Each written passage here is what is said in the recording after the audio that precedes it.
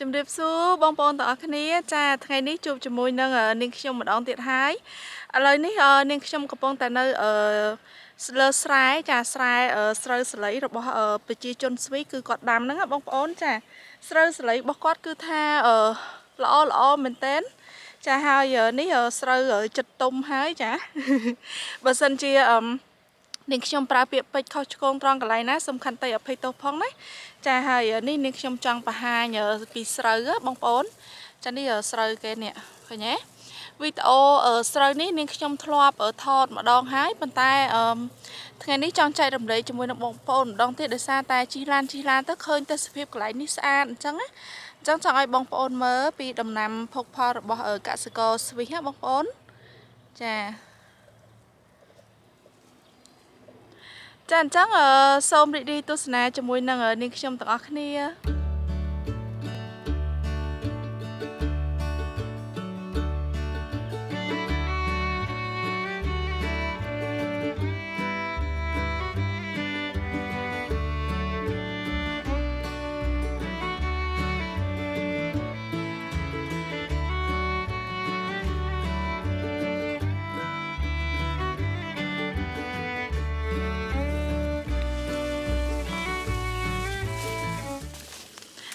បងប្អូននៅម្ដុំនេះគឺថាមានគេដាំដំណាំច្រើនដែរចាមិនមែនមានតែស្រូវនេះទេ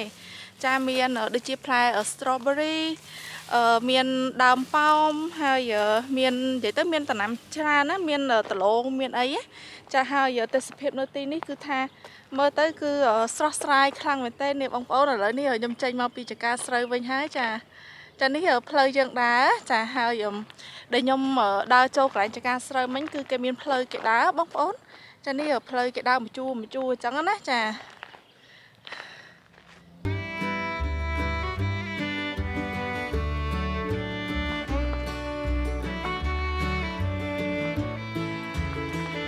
ឥឡូវនេះខ្យល់ត្រជាក់ស្រួលមែនតើហ្នឹងហើយលហើយត្រជាក់ស្រួលនិយាយទៅខ្យល់អាកាសគឺថាបរិសុទ្ធខ្លាំងតែមែនតើហ្មងណាហើយនៅខាងក្រោយនេះគឺជាដើមពោតណាបងប្អូនចាហើយចំណែកឯនៅខាងនោះវិញគឺដើមប៉ោមចាប៉ុន្តែគេអត់តន់បើកឲ្យយើងបេះទេប្រហែលជានិយាយទៅកន្លែងនេះខ្ញុំមកថ្ងៃនេះគឺគេបើកឲ្យតែថ្ងៃសៅរ៍ចាហើយខ្ញុំមកនេះគឺថ្ងៃអាទិត្យអញ្ចឹងរៀងខុសថ្ងៃបន្តិចចាអញ្ចឹងប្រហែលជាទៅកន្លែងផ្សេងមួយទៀតណាបងប្អូនចានេះគឺដើមពោតណាបងប្អូនចាប្រជាជនស្វីសចូលចិត្តដាំដើមពោតដែរចាដើមពោតគេដាំច្រើនណាពេលដល់រដូវគេម្ដងណាហើយនេះគេទឹកតែដាំណាចាតិចទៀតនឹងបានធំហើយចេញផ្លែចេញអី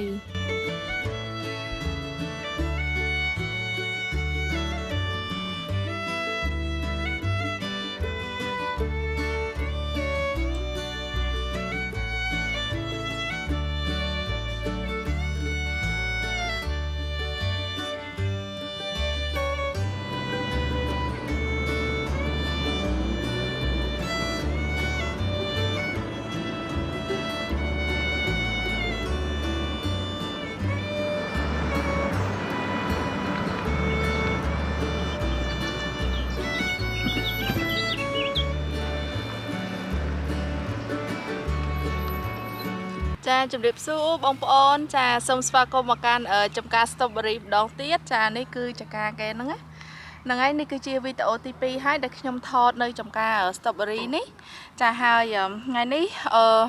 មនុស្សមកបេះច្រើនណាបងប្អូនអញ្ចឹងអត់សូវបានថតច្រើនដូចថ្ងៃមុនទេចាហើយផ្លែវាជិតអស់ដែរហើយចានៅសល់ខ្លះវាអត់ច្រើនដូចកាលខ្ញុំមកជើងមុនណា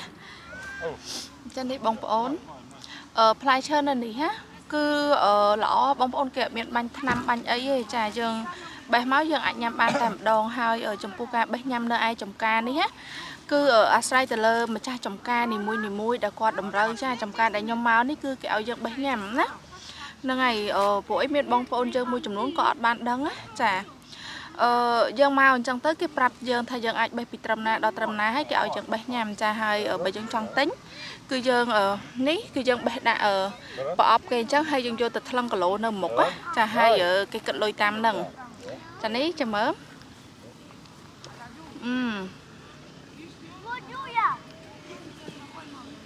em ngang cha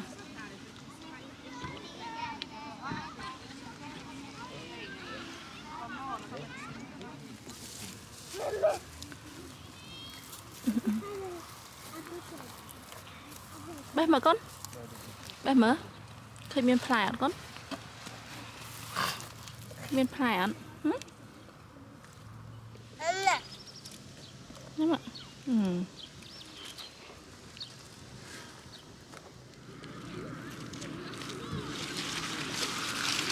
Abi yak.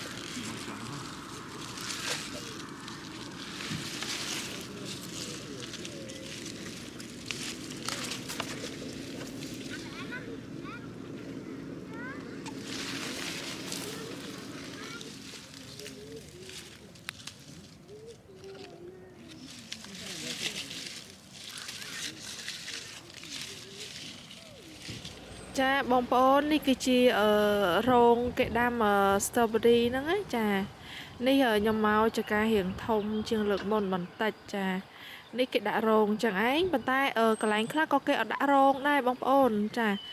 nơi ní cái đã rong hay strawberry nó khác có nhom khơi khác miên tung hay khác có mình toàn tung đây cha việc toàn tung ó hết này hay cha cái lánh ní